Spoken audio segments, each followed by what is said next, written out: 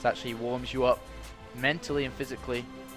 Especially physically, moving that mouse, man. Hard life. Yep, hard life. Your days as a Command & Conquer Pro player coming into play there. Alright, ladies and gents. It's time for Socke to put up or shut up in this tournament. And he's got to go through the reigning champion, MVP's Dongraegu. He is in the red trunks, playing Zerg to the west of Metropolis versus his opponent. It is alternate attack Socke in the blue trunks, playing Protoss to the east. Well, the big reason why this is a little bit more difficult for Zerg players is just because of the third base. It's a little bit more difficult to defend it. The distance from the natural to the third base in terms of creep is pretty far, and of course you have the rocks to make you walk a long way. It's like the annoying system at airports where you try to go through customs and there's no queue, but you have to go the entire way around. And if you go under the barrier, I've actually been told off for doing that, even though there's no queue, and I don't understand the reasoning. If you did that in this country, you would be molested. Yeah. That's how it works. They're like, what are you trying to do to our country? Why are you trying to hop the queue? I'm like, there is no queue.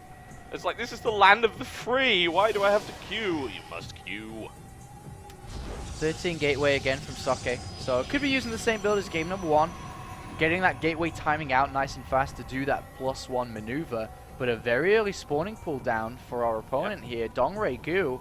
Yeah, maybe looking to capitalize on building those 6 slings again, but this time running straight past. And if Socke does anything that isn't a 14 forge, and he is doing the exact thing, then these lings are going to be pretty annoying. That they are. It's a bit of a sprint over to the other side, admittedly, but he's going to know where his opponent is quite rapidly. Was that looked like, what, 12 or 13 pool? Just a little quicker than usual. Yeah, 13, which basically means he can get lings past a wall or forge or cannon, no matter what. Unless it's like a 14 forge or earlier, and that's not the case here. So we will be seeing those lings being constructed immediately here, and he goes for 4. Probably get a second, well, the next set as soon as the next lava is available. And that could be quite annoying for Socke to deal with. There's the 6 slings. Yep, 6 slings on the way, Zealot on the way, but no way that it can really... Yeah. There's no gateway for it to stand in to block those Zerglings off, and DRG is going to have a nice little fun time in Socke's base by the looks of it. And 6 slings will beat 1 Zealot. Oh yeah, no question. Without taking losses either, if you micro the lings well. So Socke has to build a second Zealot immediately behind this. Otherwise, of course, it's going to be in a lot of trouble. There's even the risk like he this can pile build goes down the if he builds a goes. gateway. Okay, that's what I was going to say. Okay, Forge is good too. Watch this. Ta-da! Well, it's not quite there yet. Well, it can be in a minute. Yeah, you see the lings. There you go. But he can start to work on the cybernetics core. Yep, and he doesn't have a counter to stop that. Ooh, that's a dicey thing. Actually bringing in a backup probe there as well. The risk, of course, the cyber core goes down. Socke gets right back in there. DRG trying to be cheeky. That's actually a pylon behind that, not a cannon, because of course there's no forge yet. So he's going to need to get that second Zealot up. The cyber core, a tough building to bring down, certainly tougher than a forge. Bit difficult. Photon cannon now coming. It looks like Socke's going to hold this very nicely. Yeah, it does. So the early investment of the pool and the 6 slings is not paid off here. Indeed. Well, I guess you can say force a second Zealot, but you pretty much want a second Zealot anyway, because ideally you want to go scout, but in this case with 6 slings on the map, you can't scout with Zealot. DRG taking a really quick third there. Yeah. Standard third coming down, and gasless once again. Want to get those gases at 6 minutes. Just the traditional Stefano Dongraegu shared style here. And probe is blocking, so... Yep, you're not getting in there anytime soon, I'm afraid. Mr. DRG once again playing gasless here, so we're not going to be seeing speed for quite some time at this stage. Going for the creep spread. 2 queens only, surprising considering the number of queens we've been seeing for a lot of Zerg in this tournament. Dongraegu gets a very early scout with that probe, knowing that something could come here. Also saw the Chronobus on the Forge. This looks like exactly the same as map number 1. Is Socke going to be throwing down additional gateways here? And I have a feeling it is, but Dongraegu has a heads up this time around. Yeah, this is why I wonder if he continues with it. It's been scouted and the probe's been shut down, so what does he do from that stage? Roach one coming in.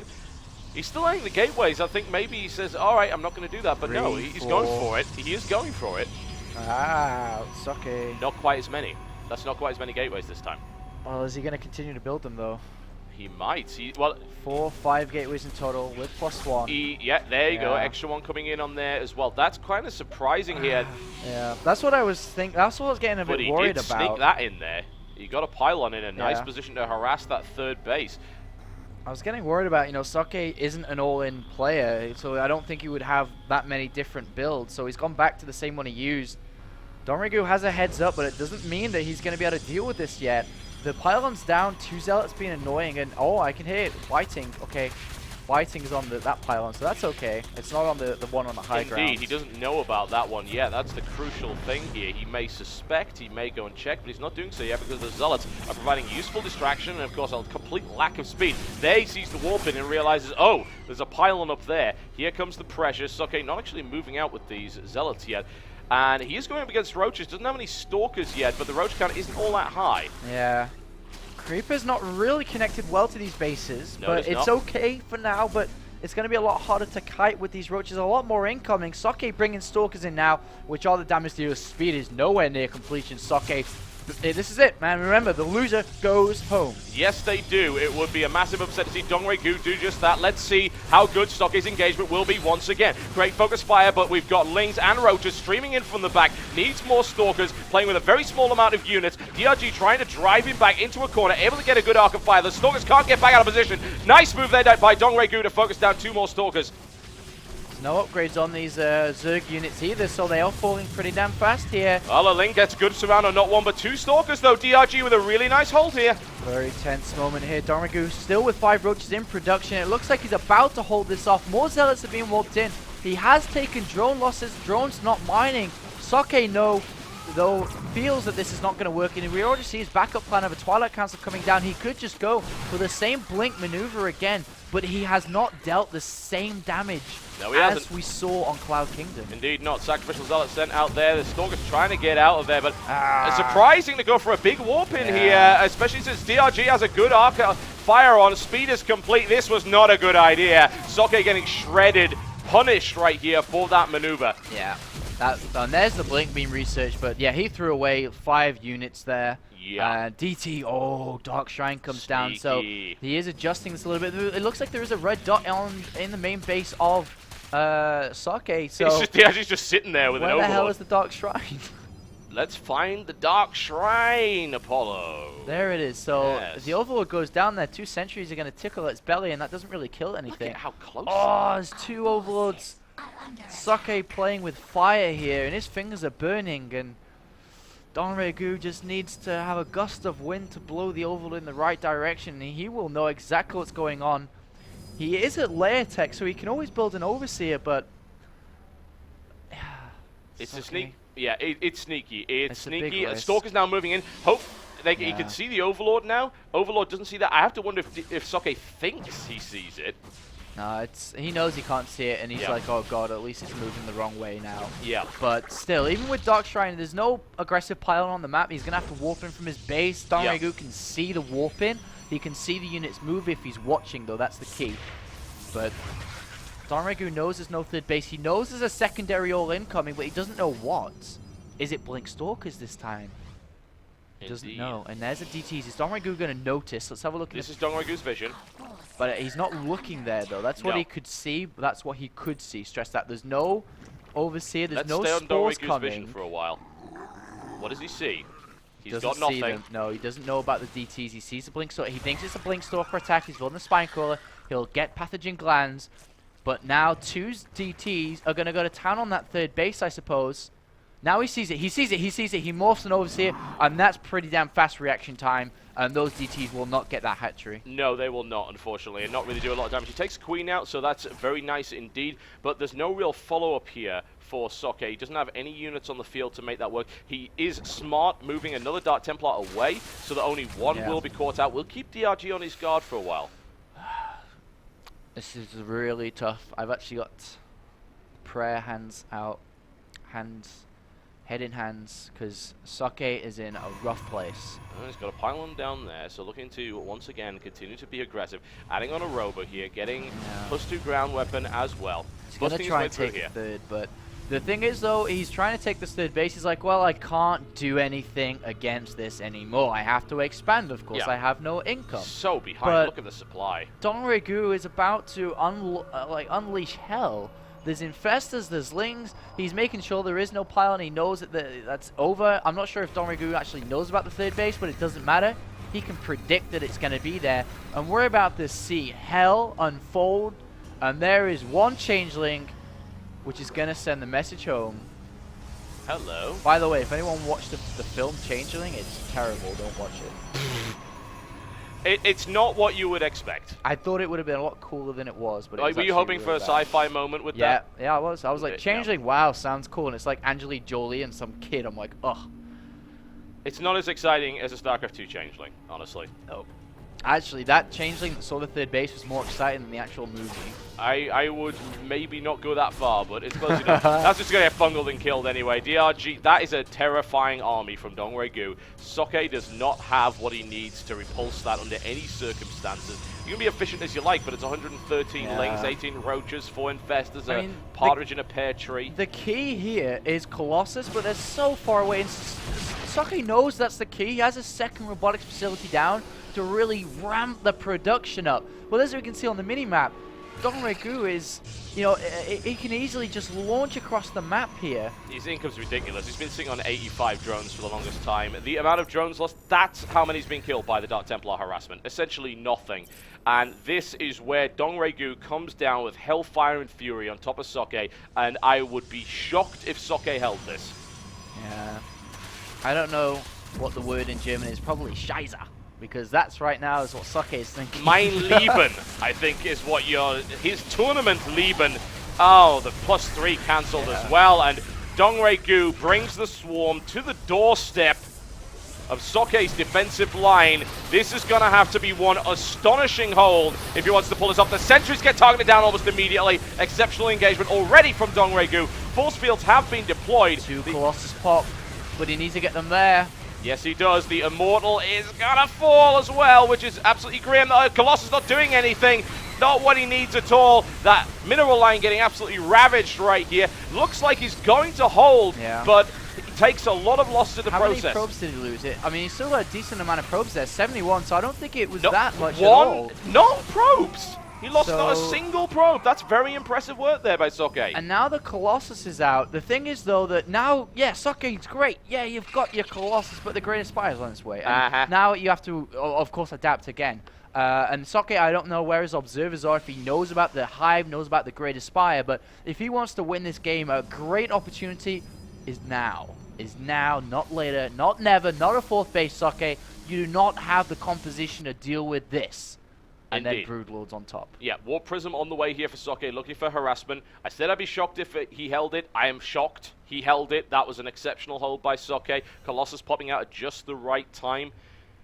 And unbelievably not losing anything in terms of his economy either. And he's actually on track with Dongraegu at the moment, although DRG is now taking a 4th base. Socke is taking a 4th base as well. Yeah. This patience could cost him. It really can. This is really tough because Corruptors are on the way. Lings, I mean, they're there to die. I mean, Lings are not really the fighting unit of choice at this stage of the game. And, well, we're about to find out how ugly this is going to get. Of course, Socke did a great job on that 3rd base. Lings on the natural by the looks of it, going down, looking around for an angle. 3 cannons are going to be quite annoying for the Lings, of course. As will the Colossus. You don't want to be anywhere near that, quite frankly. And I think DRG's, Socke's probably getting the idea that these Lings are they're just to die. There's no reason for them to be there, so he's going to be thinking, what is he clearing supply for? And here's the little maneuver out here, a little bit later than the ideal timing, but that's because Socke probably didn't know about the Hive and so on. He now has the Overseer, or Observer, sorry. DT's being used there. Socke walking into Spine Cross, looking so careful. He needs Stalkers to kill Broodlords. Yeah, he focuses down a Broodlord in the process, though. There we go. He's got a lot of Colossus coming in here. The Colossus are getting bungled, but oh my god, runs right in the center. The Lings actually get a surround on the Colossus. That shouldn't be happening. Oh no, Socke gets completely overrun as Dongraegu aggressively goes for it.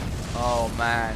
That was a disaster. It's 20 minutes on the clock, and that was a 20-minute worth of army that just got flushed down the toilet in 10 seconds. So it's going to take another 20 minutes to rebuild that.